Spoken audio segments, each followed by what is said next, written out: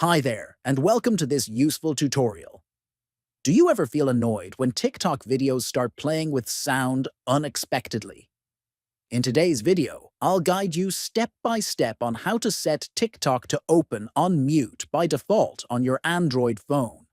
It's quick, easy, and can save you from awkward moments. First, open the TikTok app on your Android mobile. Next, tap on the three horizontal lines located at the top right corner. Then, select Settings and Privacy from the menu that appears.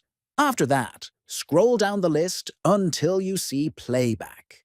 Finally, tap Playback and turn on the option Open TikTok on mute. Now, TikTok will open silently until you choose to enable sound manually. Thanks for tuning in. This feature helps avoid loud surprises, especially in quiet environments.